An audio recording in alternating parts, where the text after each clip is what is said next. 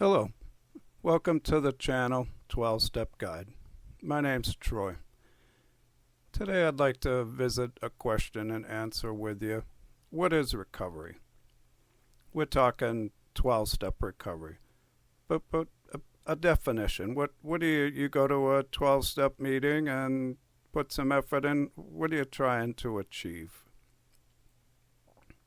I'd like to start with a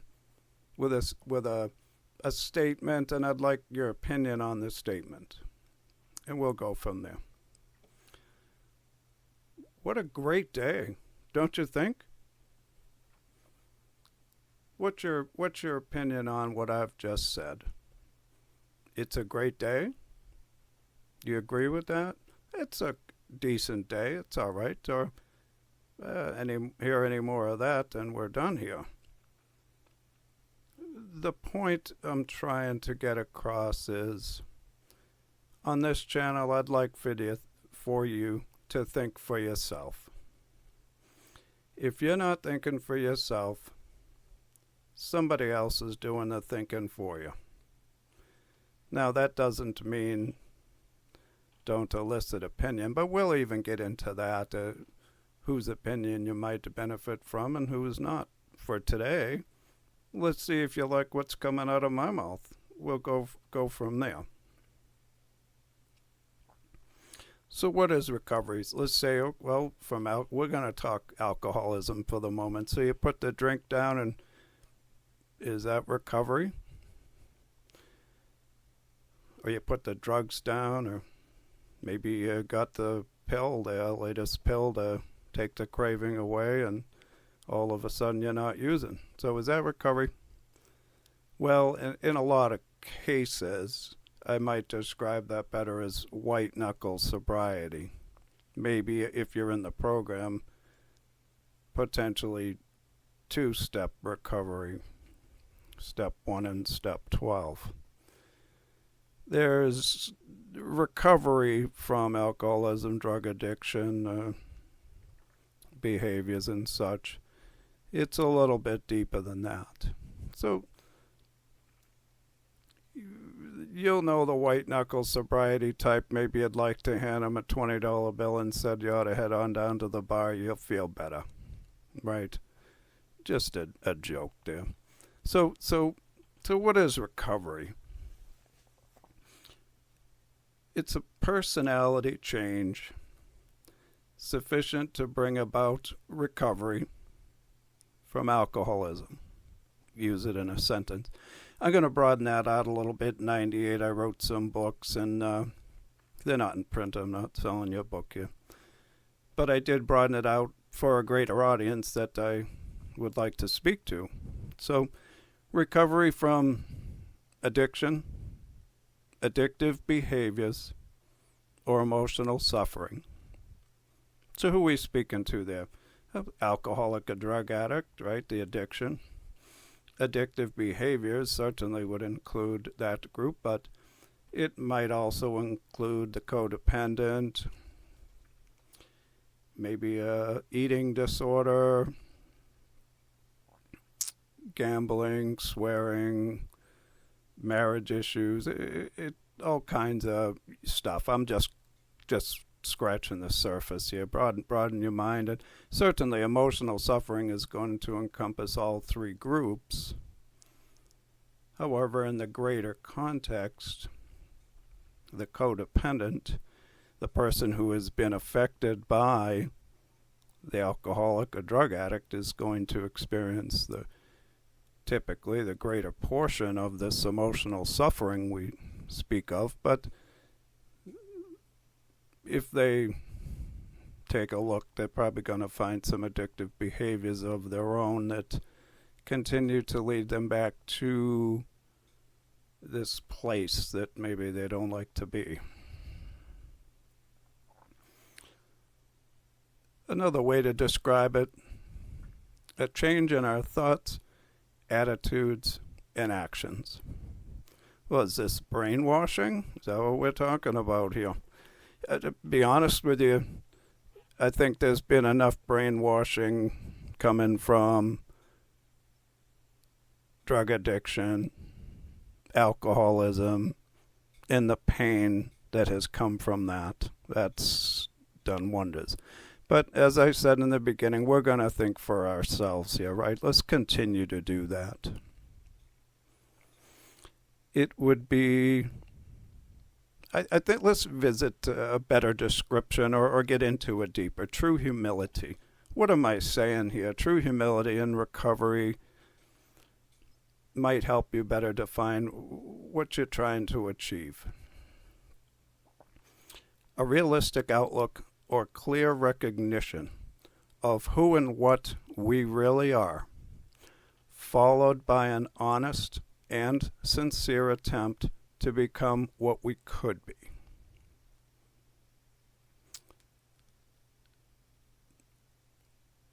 We are taking this in two parts. We're identifying a part of ourselves, but we're also discovering what we could be. Now, in the simplest terms, I would point out, for example, when I was drinking, I spent all the money every time. At the end, I was a pig drinker, pig smoker. I was a piece of rubbish. I couldn't hold on to the money. When I'm not drinking, and I've been sober a long time, the moths fly out of my wallet when I open it. I'm kind of cheap, I guess, But there's a marked difference in those two people. So let's move on. Let's identify, say, other questions. Are you in a position where you might like to know a new freedom and a new happiness? Or are you pretty satisfied with the status quo, where you're at now? Everything's good. I don't need to know a new freedom and a new happiness. I'm pretty satisfied. So it's a question. Are you in need of some kind of recovery? That's another way to come at it. Let's circle the grid and see it from all directions here, and you might be able to better identify yourself. Now, look, anyone that I'm educating here, whether you're in recovery, a friend trying to learn to help someone else, educators at the Department of Corrections, for example, or a counselor, or judges trying to better understand what's going on here or what could be going on here. We all can take a look back. The process is better understood. The steps, for example, step one now. If we can identify an individual problem that we could relate to.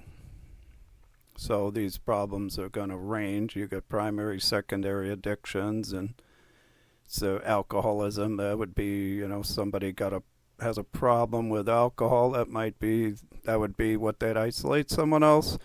It's a look back in history. If there's a problem you can identify, clearly there's people that are functioning well in the world. They're just, we all have something we could work on better. Most do. So let's come back to other questions just to measure where you're at and where you might like to be.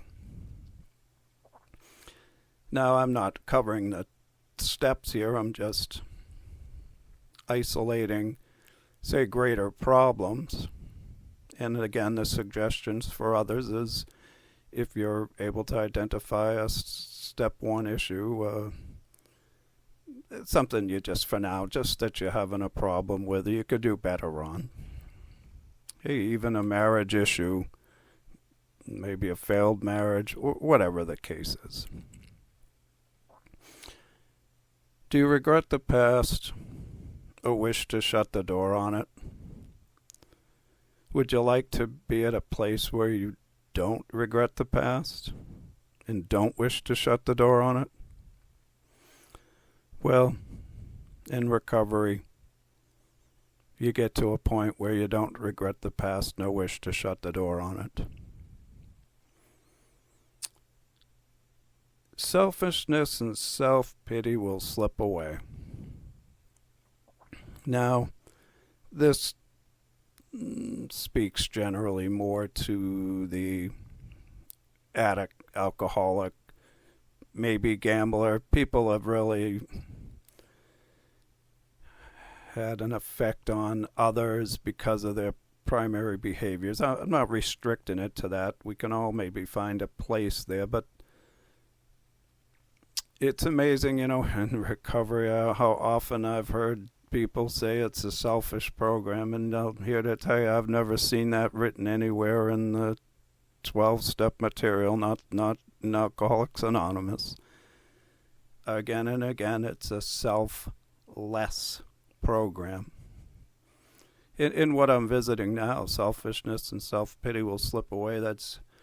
These are promises that the Bill W., the author of the book, the primary founder of Alcoholics Anonymous, wrote of us to expect in recovery. Would you like to comprehend the word serenity and to know peace? How's your life? It's all right, everything's great. Maybe it is, maybe it depends on who's listening. But it's a measurement, it's a question. To comprehend the word serenity and to know peace. So let's get on with another piece of description. Again, we're coming at this from all angles. You could expect to have a spiritual awakening or a spiritual experience. So what is that? I believe in God, or I don't believe in God, or I don't know about that. Look, it says God as you understand him. It's going to come up in the program. Take a position, whatever it is. It shouldn't, in this question, inhibit your spiritual experience or spiritual awakening. And why is that? Well, Bill told us we will intuitively know how to handle situations which used to baffle us. Intuition, something in the human psyche that reveals this to us. Something about us. And I'm not going to try to describe what that is today, but I can certainly tell you that times it's been very clear to me, and it's a freedom to intuitively know how to handle situations which used to baffle us. Now out on the street in active addiction, panhandling in the street, did you intuitively know who probably had money to give you and who didn't? I mean, that's a harsh scenario, but you're getting the idea. In business, in your professional career and life, selecting relationships, I mean, on and on, to somehow to have that improve, to have an idea, an inside scoop, to just about be able to see around corners on certain issues. Now, the spiritual awakening, spiritual experience, that there's a tremendous amount of depth to that. Now, are you somebody that tried 12-step recovery and it didn't work for you? If so, I would suggest something went wrong. Right? Something went wrong. On this channel, let's figure out what went wrong.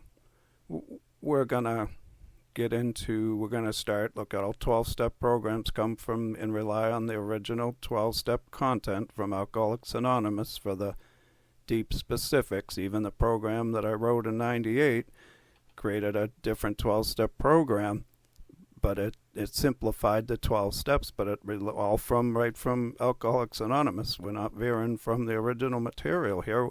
We are building on it. Bill didn't know everything. Alcoholics Anonymous is a program recovering from alcoholism only. I had to actually enter that into the book as part of permission when I got permission from Alcoholics Anonymous to write the books. Not facetious. There's limits to what Alcoholics Anonymous is intended to achieve. That's all. It's now. There may be people out there have been recovering for a while that are stuck. I can help you with that. I've been there. There may be people who have relapsed, come on back and been told, start from the beginning. Your experience, what happened, bring that forward here. We're going to need to get a look at that. I'm going to help you get a look at that, obviously. I'm not going to be talking to you on the phone here. Just give it some time. I've been there, relapsed enough times. We're going to, as the channel progresses, soon we're going to start first to understand Bill W. pre-AA. Now, Bill W. gets sober in the Oxford groups. That's a 4-step program. So we want to understand Bill to better understand how the 4-step program translates to the 12-step program. Because if Bill got sober in a 4-step program, well, what does step 1 look like there? So what we're going to do is translate that for you over to make sure we can find where step 1 is in the original material, because if you're trying to find it in just a couple easy minutes, it ain't going to happen. It's not easy to find, but that's all right. We'll get there. It's also not a problem with an excellent book. I don't want to take from that for a second. For today, if you like what come out of my mouth, if some of this makes sense to you, and you'd like to hear more, you're invited to come on back, and we're gonna learn about the 12 steps. I will also continue to deepen and broaden to make sure that other audiences, whether it be drugs, codependency, gambling, whatever issues out there, eating, also a very important audience for me is the Department of Corrections, in hopes that, because I've signed a lot of cards down at AA sending corrections people to the program, hoping that in-house we can better educate the inmates or community corrections out on parole, whatever the case is, on the intended 12-step message to better understand what's going on so that you can get the most out of these invaluable meetings. Meetings are very important. People coming together to talk about their common problem. I did 2 AA meetings a day for the first 5 years of my continuous recovery. I was having some real problems, before I got sober.